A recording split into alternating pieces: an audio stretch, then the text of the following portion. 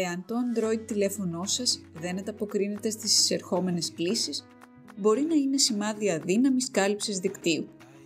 Εάν μπορείτε να πραγματοποιείτε κλήσεις, αλλά δεν μπορείτε να τις λαμβάνετε, μπορεί να παίζουν ρόλο διάφοροι παράγοντες. Η ενεργοποιημένη λειτουργία πτήσης ή το μην ενοχλείτε, οι ρυθμίσεις δικτύου που δεν έχουν ρυθμιστεί σωστά ή ένα ξεπερασμένο λογισμικό της συσκευής είναι μερικοί από αυτούς.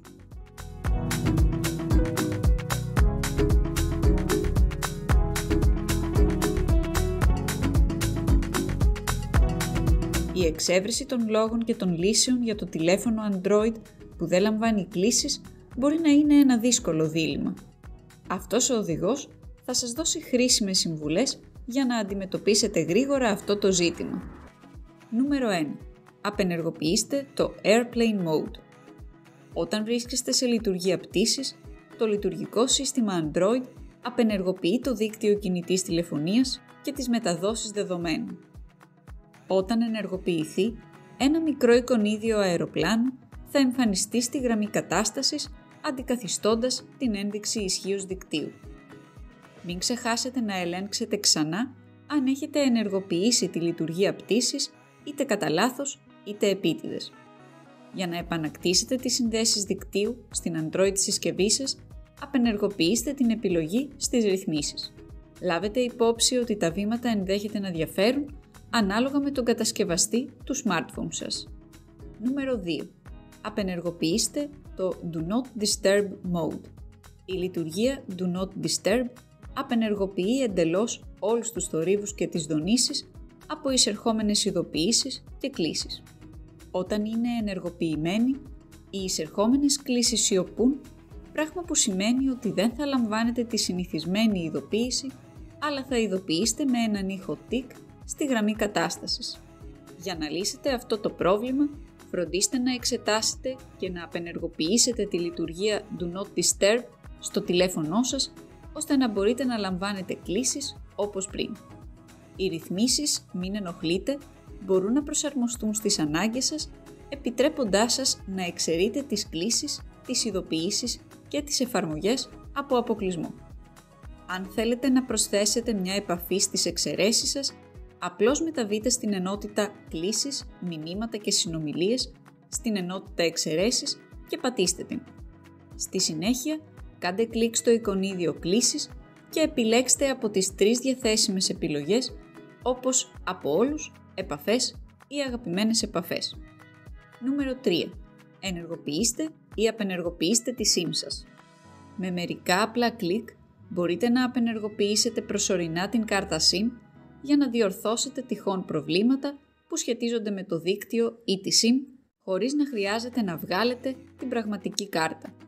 Οι συσκευές Android προσφέρουν ένα εργαλείο διαχείρισης καρτών SIM που σας δίνει τη δυνατότητα να απενεργοποιήσετε την τρέχουσα φυσική SIM, να διαμορφώσετε την eSIM, να επιλέξετε την κύρια SIM και πολλά άλλα.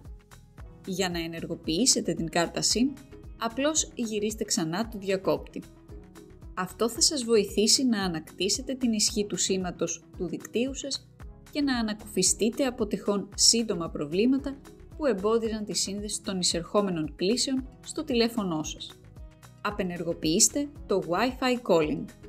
Με τις συμβατές συσκευές, το Wi-Fi Calling καθιστά δυνατή την πραγματοποίηση τηλεφωνικών κλήσεων μέσω του διαδικτύου. Ενώ αυτή η λειτουργία είναι σίγουρα βολική, θα μπορούσε ενδεχομένως να επηρεάσει την ικανότητα του τηλεφώνου σας να δέχεται κλήσεις. Ως γρήγορη λύση, δείτε εάν η απενεργοποίηση της λειτουργίας βοηθά στην επίλυση του προβλήματος. Νούμερο 5. Επαναφορά της κάρτας SIM. Εάν έχετε αλλάξει πρόσφατα σε μια νέα συσκευή, βεβαιωθείτε ότι η κάρτα SIM έχει τοποθετηθεί σωστά.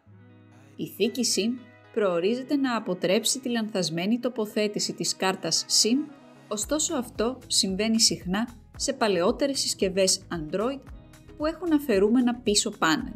Εάν τοποθετηθεί εσφαλμένα, το τηλέφωνο Android δεν θα μπορέσει να αναγνωρίσει την κάρτα SIM και θα εμφανίσει ένα μήνυμα σφάλματος. Επιλύστε αυτό το πρόβλημα βγάζοντας τη θήκη SIM και βεβαιωθείτε ότι η κάρτα σας είναι ευθυγραμμισμένη με την τυπωμένη κατεύθυνση είτε στο τηλέφωνό σας είτε στη θήκη SIM. Αυτό θα διασφαλίσει τη σωστή εισαγωγή της SIM στην υποδοχή της. Νούμερο 6.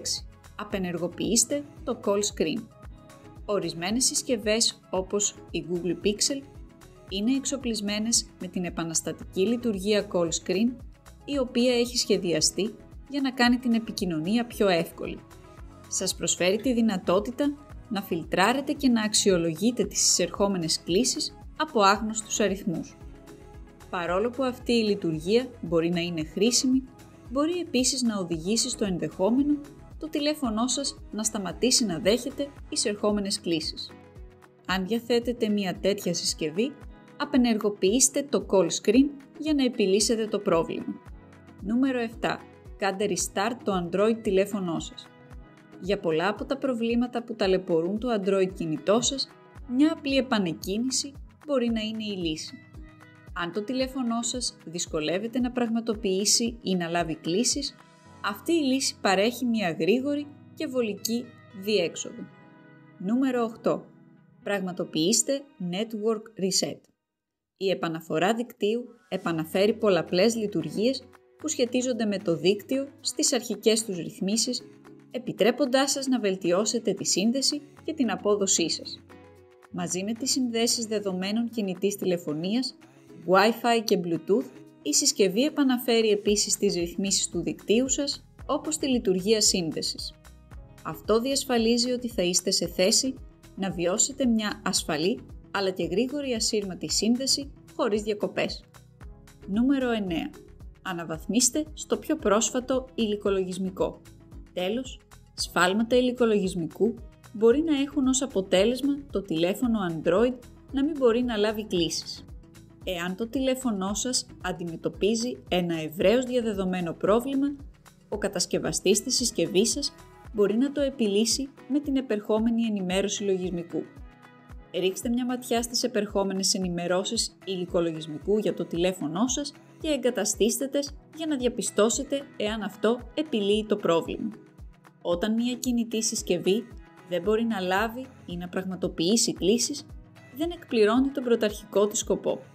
Γενικά, αυτό μπορεί να προκληθεί από την ενεργοποίηση της λειτουργίας πτήσης ή των ρυθμίσεων «Μην ενοχλείτε», από μια στιγμιαία τεχνική βλάβη στη συσκευή σας ή από ένα ξεπερασμένο υλικολογισμικό.